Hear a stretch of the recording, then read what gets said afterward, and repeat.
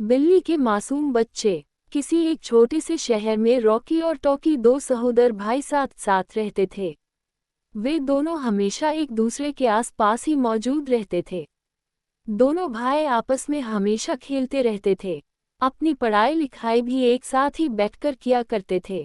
कभी कभी किसी बात पर दोनों का आपस में खूब लड़ाई झगड़ा भी हुआ करता था, परंतु फिर भी दोनों भाई अपनी माँ की कही हुई हर एक बात को जरूर मानते थे। एक दिन रॉकी और टॉकी अपने घर के पीछे एक खपरेल वाले टूटे फूटे मकान के आसपास खेल रहे थे। खेलते खेलते उन दोनों को बिल्ली के बच्चे की रोने की आवाज़ सुनाई पड़ी। दोनों बच्चे उस पुराने खपरेल वाले घर की तरफ गए तो देखे कि वहां बिल्ली के दो छोटे छोटे बच्चे अकेले पड़े हैं और दोनों जोर जोर से रो भी रहे हैं। बिल्ली के बच्चे की माँ उस समय आसपास वहां नहीं थी और बाहर अपने दोनों मासूम बच्चों के लिए खाना लाने के लिए शायद गई हुई होगी। इस कारण बिल्ली के दोनों बच्चे अपनी माँ के लिए बहुत देर से रोए जा रहे थे। उन्हें शायद काफी भूख भी लगी थी, इस कारण से ही वे लगातार रोए जा रहे थे।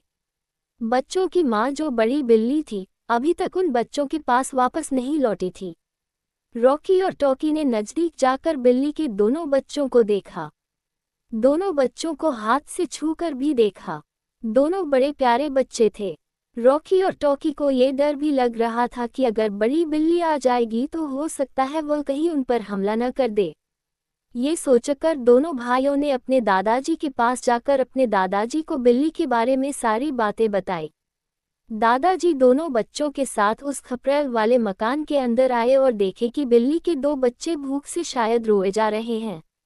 दादाजी ने खाना मंगवाकर बिल्ली के उन दोनों बच्चों को खिलाया और दोनों को अलग अलग बर्तन में थोड़ा थोड़ा दूध भी लेकर पिलाया।